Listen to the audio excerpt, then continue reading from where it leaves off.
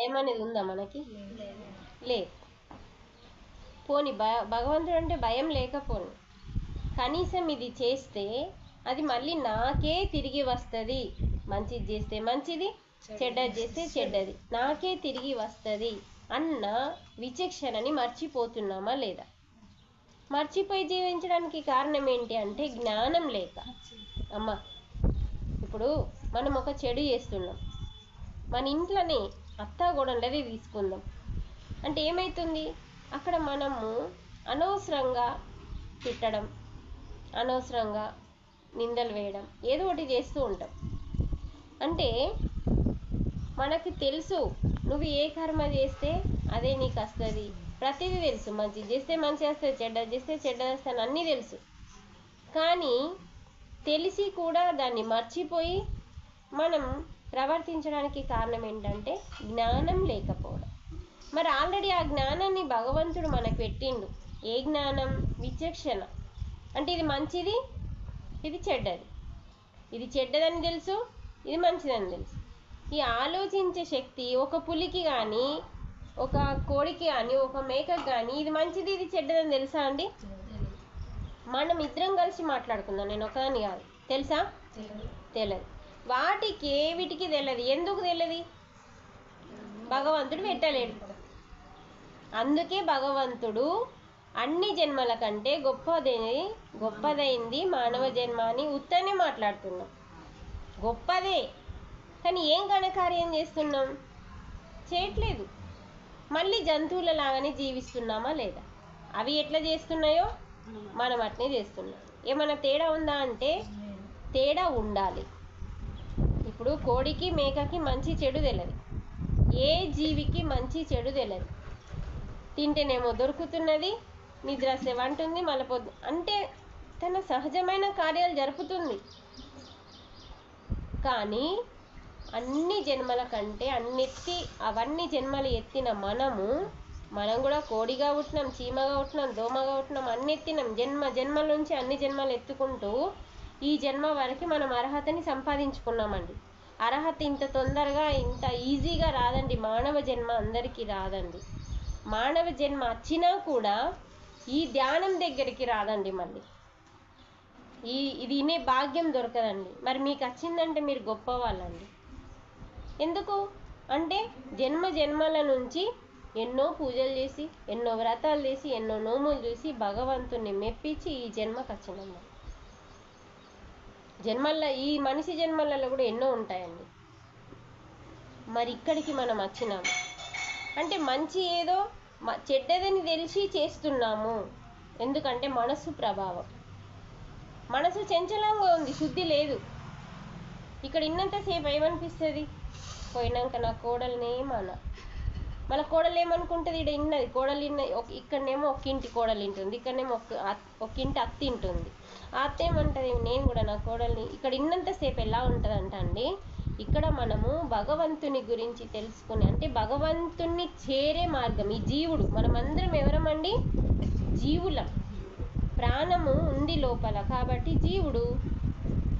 ఈ జీవుడు దేవుణ్ణి చేరే మార్గం గురించి మనం ఇక్కడ డిస్కషన్ చేస్తున్నామమ్మ. దేవుణ్ణి ఎలా చేరాలి? చేరుతామా చేరమా? చేరుతామా చేరమా? ఎలా చేరుతామో తెలుసా? ఎలా చేరుతామో తెలుసా? తెలియదు. దీపం పెడితే ఏరుతామా? ప్రసాదం పెడితే, అగరబత్తి పెడితే చేరుతామా?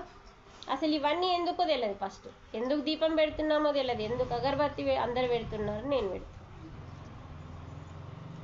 దీపం ఎందుకండి? వెలుగు. దీపం ఏంటిది? ఒక వెలుగు. దేవుడే మన చీకట్లో ఉన్నాడా నువ్వు దీపం పెట్టడానికి? ఆ దీపం కూడా నీకోసమే. అంటే ఇక్కడ ఇవన్నీ ఎందుకు పెడుతున్నాము తెలియదు. దేవుణ్ణి ఎలా చేరాలో తెలియదు. అంటే దేవుణ్ణి చేరే మార్గము భగవంతుడే ఇచ్చిండు. నేనున్న చోటికి రా అని చెప్తున్నాడు భగవద్గీతలో. సర్వ ధర్మాన్ పరిత్యజ్య 18వ లాస్ట్ అధ్యాయంలో మోక్షం పొందాలి అంటే ఏం చేయాలో కూడా చెప్పిండు. ఇంట్లో తెలుసా? తెలియదు. ఇచ్చిండు. ఈ బుక్కు భగవద్గీత భూమి మీదకి వచ్చి 5000 సంవత్సరాలకి ఎక్కువ అవుతుంది. ఎన్నో సంవత్సరాలు, అంటే 5000 సంవత్సరాలు అంటే ఎన్నో చెప్పండి. మరి భగవంతుడు మోక్షం పొందాలి, మీ అందరికీ మోక్షం కావాలని ఉంటుంది. మోక్షం రాలా, కాశీ కోత వస్తుంది, కన్యాకుమారి కోత వస్తుంది, ఏడికి పోయినా రాదు, నీ లోపలి కోత వస్తుంది అని చెప్పింది. ఇలా ఏడికి పోయినా వస్తుంది అంటే మరి చాలామంది కాశీకి పోయింది కదా, వచ్చిందా? మోక్షం అంటే ఏంటిది? దుఃఖము లేకుండా భగవంతుణ్ణి చేరే స్థితి మోక్షం. వచ్చిందా మరి మీ అందరికీ? కాశీకి పోయిన వాళ్ళు ఉన్నారు ఇలా? కాశీకి పోతే వస్తుంది. కాశీ అంటే ఏందో మనకు తెలియదు. కాశీకి అంటే భూమి మీద ఉన్న కాశీకి కాదు, లోపల ఇంకో కాశీ ఉంది. నిజం, ఒరిజినల్గా ఉంది, అంతరంగంలో అన్నీ ఉన్నాయండి, అంటే మనకు తెలుస్తలేదు. ఇందులో చెప్పిండు, ఇది చదివితే చాలు మనం ఎక్కడికి పోవాలి తెలుస్తుంది. మరి 18వ అధ్యాయంలో చెప్తున్నాడు, మోక్షం రావాలంటే నేనున్న చోటికి రా అంటున్నాడు. మరి ఎక్కడున్నాడో కూడా ఇక్కడ 10వ అధ్యాయంలో చెప్పిండు. ఎక్కడున్నానో 10వ అధ్యాయంలో చెప్పిండు. పక్కింటి ముషయాలు ఇంటి బయట నుంచి బయటకు వేయమని 5వ అధ్యాయంలో చెప్పిండు. మోక్షం పొందాలంటే నేనున్న చోటికి రమ్మని, నేను ఎక్కడున్నాను అన్నీ ఇందులో చెప్తున్నాడు. కానీ ఇది మన ఇంట్లో ఉండదు, మన ఇంట్లో ఉండదు. ఒకవేళ మన ఇంట్లో ఉన్నా కూడా మన ఒంట్లో ఉండదు, మన నెత్తికి ఎక్కది, మన బుర్రకి ఎక్కది. ఇదొక్కటే మన జీవన గీత. మన జీవితం బాగుండాలి అంటే, మన జీవితం మనం అనుకున్నట్టుగా సస్యశ్యామలంగా, ఆరోగ్యంగా, ఆనందంగా, అద్భుతంగా ఉండాలంటే ఇదేం చెప్పిందో మనం అది ఫాలో అయితే అలా చక్కగా ఉంటుందండి. మరి ఇదేం చెప్పిందో మనం కొన్ని విషయాలు తెలుసుకుందాం. ఇందులో చెప్పిండు ధ్యానం చేయమని. ఇది ఎవరో నువ్వు చెప్పిందో, నేను చెప్పిందో, పత్రిజీ చెప్పిందో, బుద్ధుడు చెప్పిందో కాదు, సాక్షాత్తు భగవంతుడు చెప్పిండు. ఏం చేయమన్నాడు? ఈ జీవుడు ఆ దేవుణ్ణి కలాలంటే వీళ్ళిద్దరూ కలిసేదాన్నే యోగము అన్నాడు. అందుకే మీరు భగవద్గీత ఓపెన్ చేయగానే అధ్యాయాల చివరిలో ఏముంటుందండి? యోగము ఉంటుంది. ఇప్పుడు 18 అధ్యాయాలని తెలుసా? తెలుసు. మరి ఒక అధ్యాయం పేరు చెప్పండి, ఒకటే అధ్యాయం పేరు. ఎవరైనా సరే ఒక అధ్యాయం పేరు చెప్పండి. అన్నింటికి లాస్ట్కి ఏం పెట్టిండంటే యోగం అని పెట్టిండు. నేను ఒక అధ్యాయం పేరు చెప్తా, అధ్యాయం మొత్తం పేర్లు చెప్తా, 18 చెప్తా. కానీ ఏం లాభం? ఏం చేయమంటుండు? అర్జున విషాద యోగం ఫస్ట్ పేరు. అర్జున విషాద, అర్జునుడు ఏడుస్తున్నాడు. ఏం చేస్తున్నాడు? ఏడుపుతో కలిసిపోయిండు, దాన్ని యోగం అన్నాడు. నాతో కలమంటే ఏడుపుతో కలిసిండు అంటున్నాడు. రెండవది సాంఖ్య యోగం. యోగం యోగం యోగం 18 అధ్యాయాలకి యోగం అని పెట్టి. యోగం అంటే ఏంటిదంటే కలయిక. ఎవరెవరు కలాలా? జీవుడు దేవునితో కలాలి. మరి జీవుడు దేవుడు కలవాలి అంటే మధ్యలో ఇది ఉండాల. అర్థమవుతుందా? ఈ జీవుడు ఆ దేవుణ్ణి కలాలంటే ఇందులో ఏముందో తెలుసుకొని ఇది మీ మధ్యలో ఉండాలి. జీవునికి దేవునికి మధ్యలో ఇది ఉండాలి.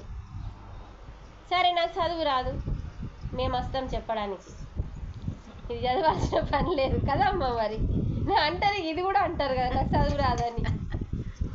చదువు రాకపోయినా ఇప్పటి మహానుభావులు గంగాధర శాస్త్రి లాంటి వారు, చాలామంది యోగులు ఏం చేసిందంటే ఇలాంటి ఫోన్లల్లా వాళ్ళ నోటి ద్వారా, పాటల ద్వారా మీరేం చేయాలో చెప్పిండ్రు.